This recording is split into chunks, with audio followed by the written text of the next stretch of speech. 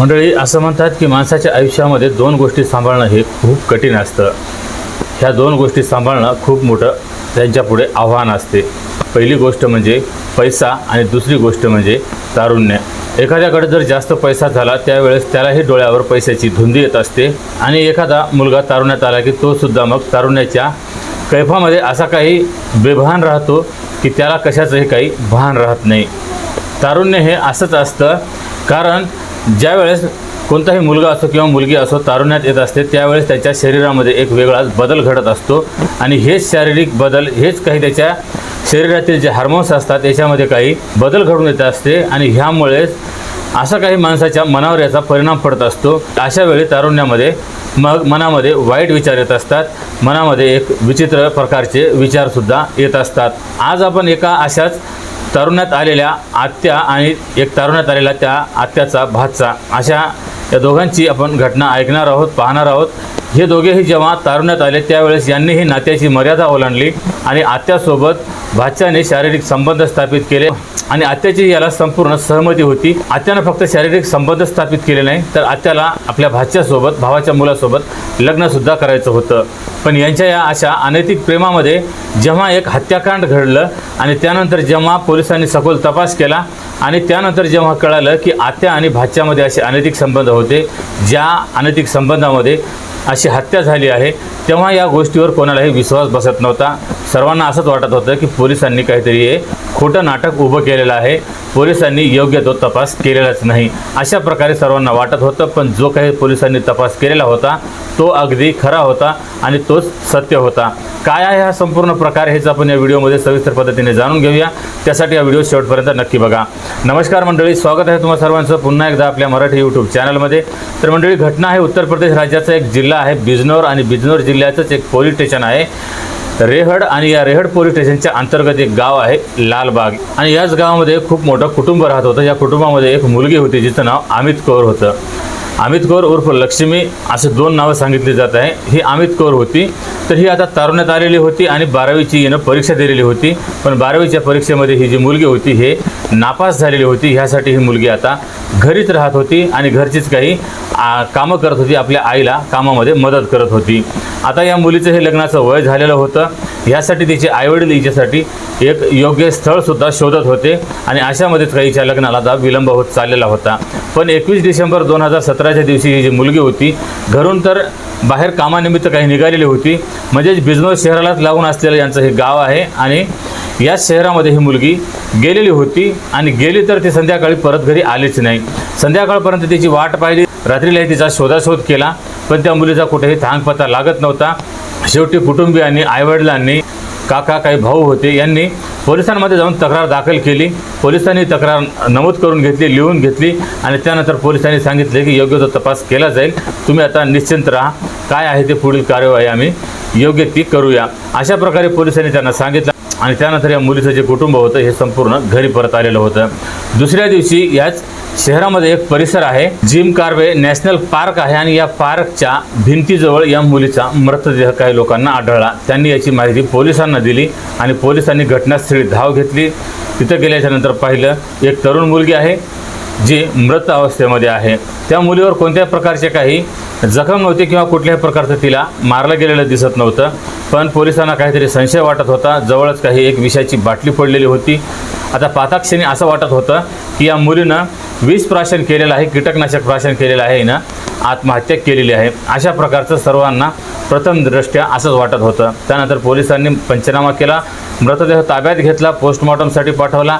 त्या मुलीच्या कुटुंबियांनाही कळवलं की जी मुलगी तुमची काल बेपत्ता झालेली होती आज तिचा मृतदेह या ठिकाणी आहे, आढळून आलेला आहे, तुम्ही या, ओळख पटवा. त्यानंतर कुटुंबियांनी तिथं धाव घेतली, कुटुंबही तिथं हजर झालं आणि कुटुंबियांनी पाहिलं तर त्यांचीच ही मुलगी अमित कौर निघाली. आता त्यानंतर जेव्हा पोस्टमॉर्टम झाला आणि तिचा मृतदेह कुटुंबियांच्या स्वाधीन करण्यात आला आणि त्यानंतर त्या मुलीवर अंत्यसंस्कारसुद्धा करण्यात आला. आता पोस्टमॉर्टमची रिपोर्ट आलेली होती. पोस्टमॉर्टमच्या रिपोर्टमध्ये जसं की या मुलीनं विष घेतलेलं होतं, विषाची बाटली सोबतच पडलेली होती, हे तर सर्वांनाच कळत होतं, हे तर सर्वांना दिसत होतं. त्याच प्रकारे तिच्या पोटामध्ये सुद्धा विषही निघालेलंच होतं. पण फक्त ती विष प्यायल्यानेच मेलेली नव्हती, तर तिचा गळासुद्धा दाबण्यात आलेला होता, गळा आवळून तिची हत्या करण्यात आलेली होती.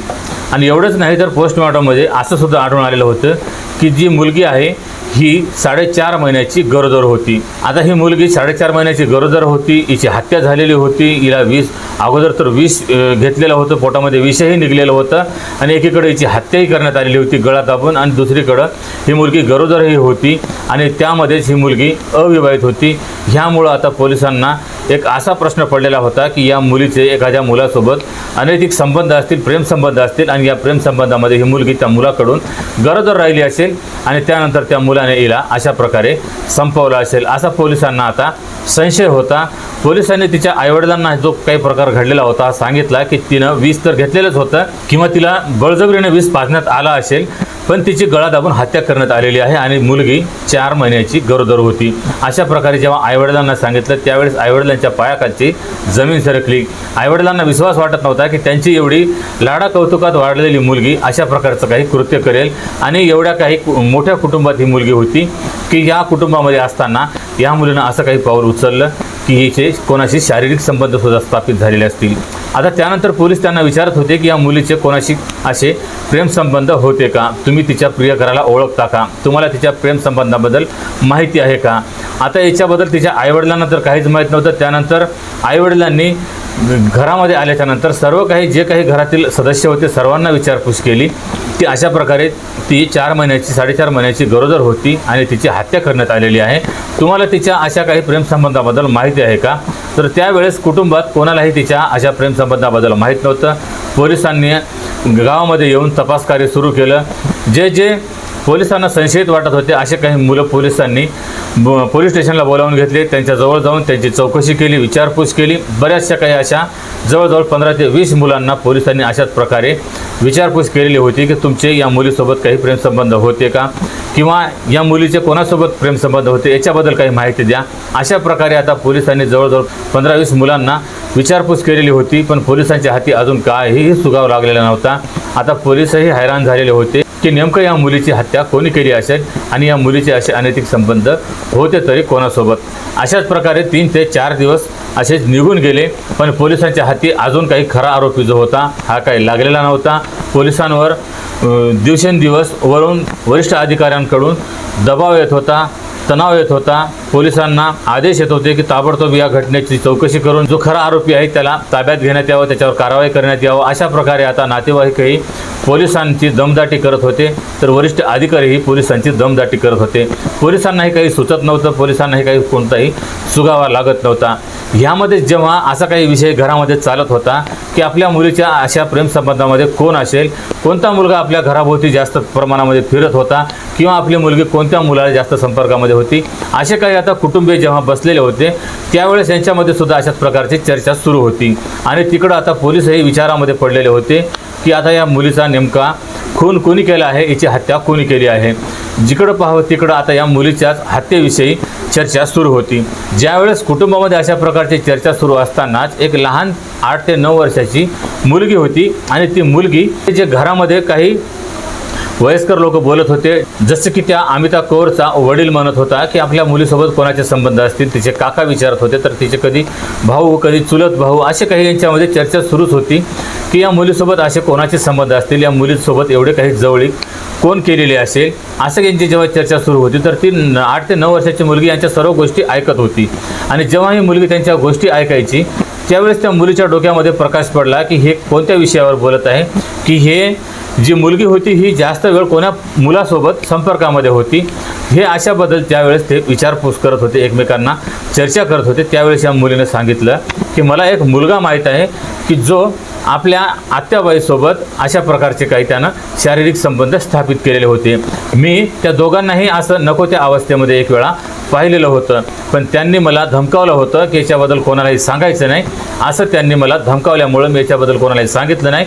आणि घरामध्ये हे काही वाद वाढतील, त्या मुलीलाही भीती होती की जर हे काही कोणाला घरामध्ये सांगितलं तर माझ्या आत्याला मारहाण करतील आणि जे समोरचा मुलगा होता यालाही मारहाण करतील. त्यासाठी त्या लहान मुलीला तर त्यावेळेस काही सांगितलेलं नव्हतं आणि ती मुलगी जवळजवळ हे विसरल्यासारखी गोष्ट झालेली होती. पण जेव्हा एक चर्चा निघाली त्यावेळेस त्या मुलीला आठवलं आणि त्या मुलीनं कुटुंबातीलच एका मुलाचं नाव सुचवलं सांगितलं की जी अमिता कौर होती हिच्याच भावाचा एक मुलगा आहे ज्याचं नाव कमलजीत सिंग आहे। आणि जेव्हा या मुलीनं त्या कमलजीतचं नाव सांगितलं त्यावेळेस कुटुंबियांनाही आश्चर्य वाटलं की तो तर या मुलीचा म्हणजेच भाचा आहे, भावाचा मुलगा आहे आणि भावाच्या मुलासोबत या मुलीचे असे अनैतिक संबंध कसे असतील, दोघांमध्ये शारीरिक संबंध कसे असतील या गोष्टीवर कोणाला विश्वास बसत नव्हता। पण ती जी चिमुकली मुलगी होती ती मुलगी पोलिसांसमोर सुद्धा अशाच प्रकारे मग सांगायला लागलेली होती। त्यानंतर पोलिसांनी लगेच कमलजीतला ताब्यात घेतलं आणि त्याला ताब्यात घेऊन पोलीस स्टेशनला नेलं।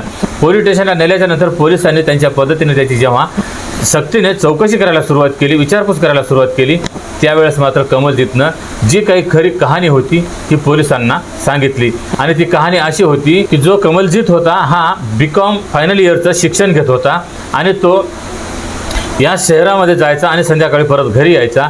आणि त्याचं शिक्षण सुरू असताना फायनल इयरमध्ये तो असताना त्याच्या जसा की तो तारुण्यात आलेला होता आणि त्याच्या काही अशा भावना उफाळल्या होत्या।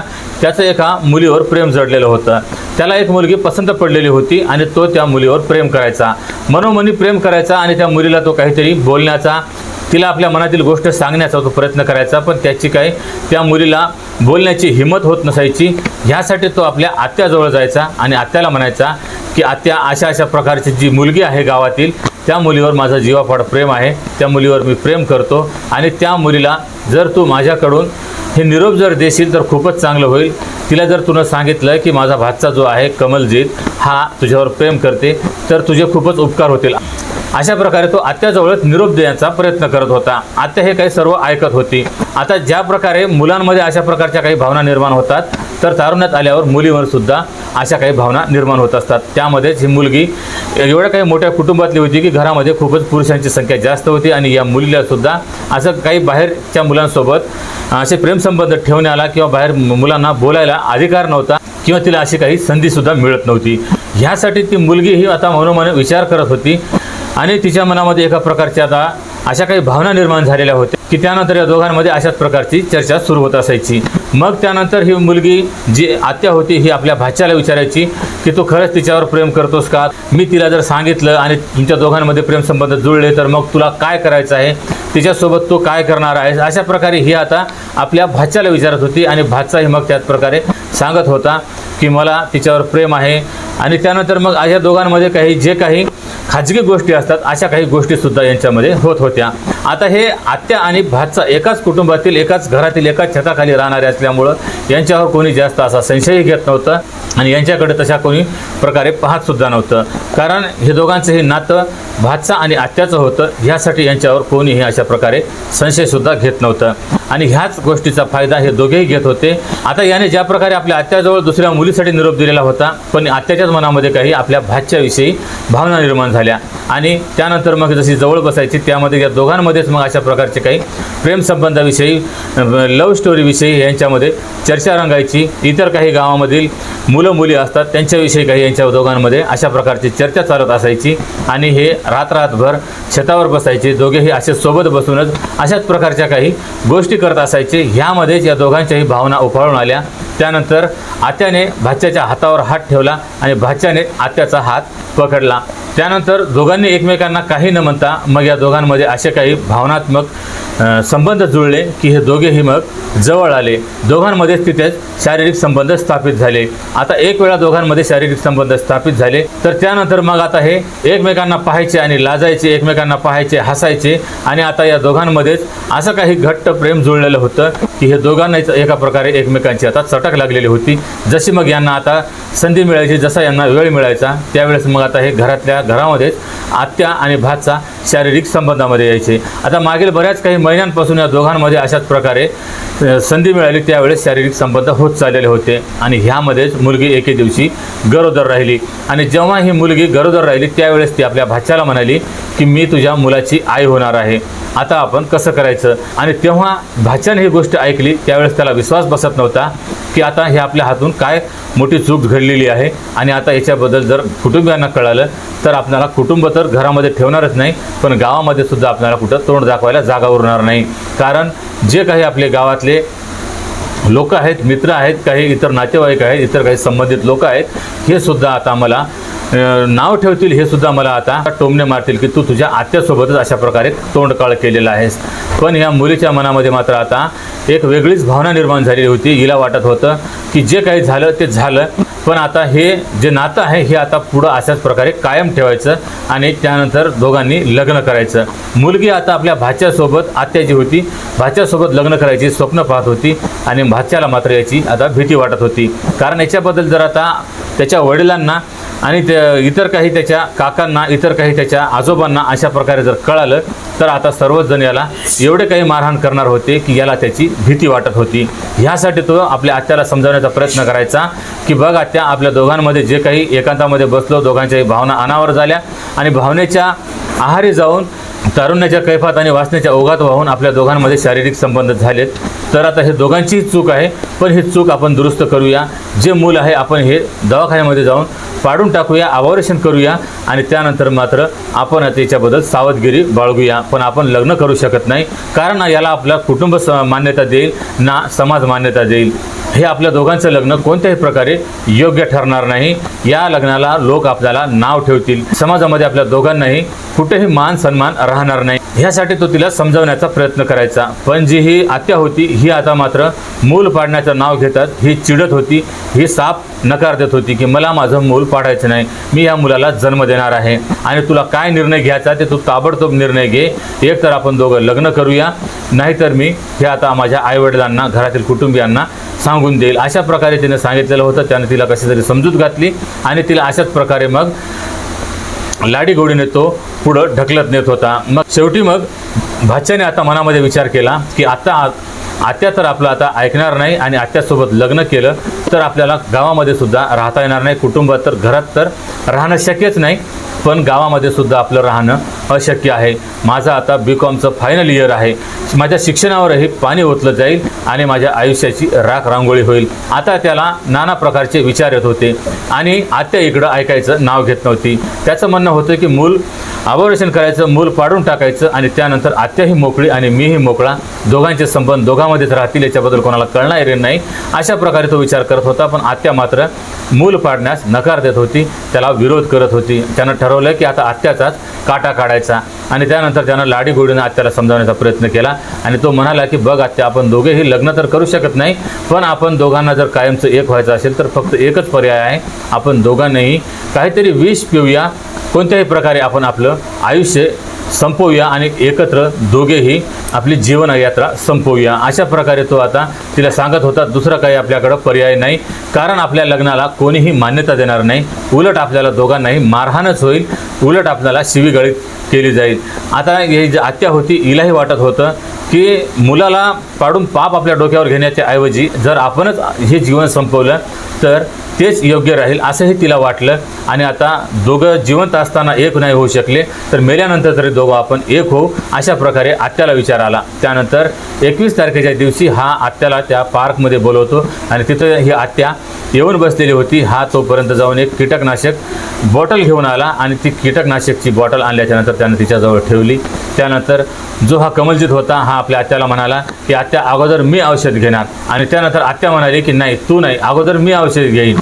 अशा प्रकारे आता एका प्रकारे तो तिला इमोशनल ब्लॅकमेल करत होता आणि त्याच प्रकारे ती सुद्धा या भावनांमध्ये वाहत चाललेली होती. तिलाही वाटत होतं की खरंच माझ्या भाच्याचं माझ्यावर किती प्रेम आहे.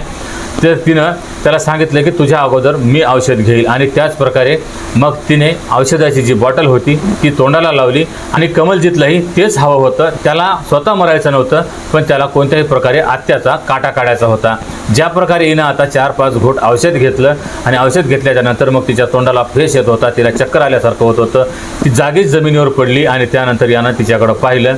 बराच वेळा तिथं थांबला. ती फक्त बेशुद्ध झालेली होती, पण तिचा काही जीव अजून निघून गेलेला नव्हता. आता तिथं वेळ जात होता आणि कोणी येईल याची याला भीती वाटत होती.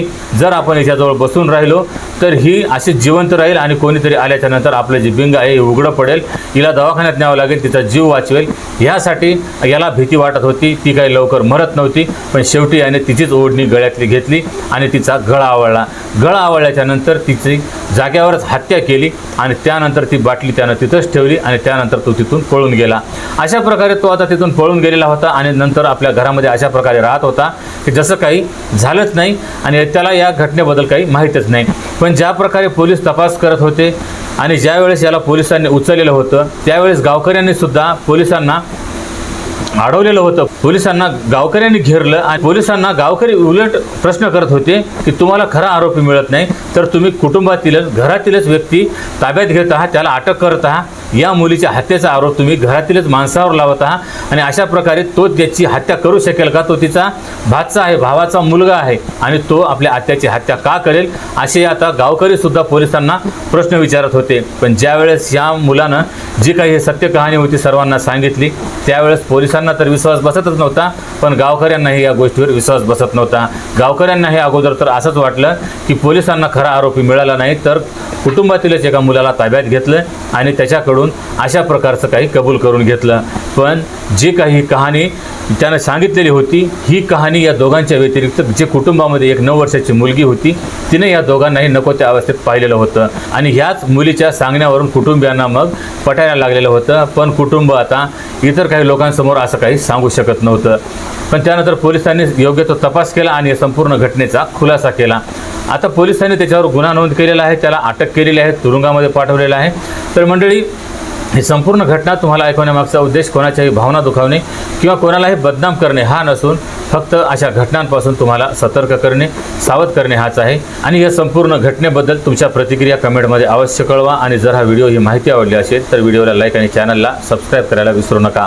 तर भेटूया पुन्हा एका अशाच नवीन व्हिडिओमध्ये. तेव्हा सतर्क राहा, सावध राहा, सुरक्षित राहा. जय हिंद, जय महाराष्ट्र.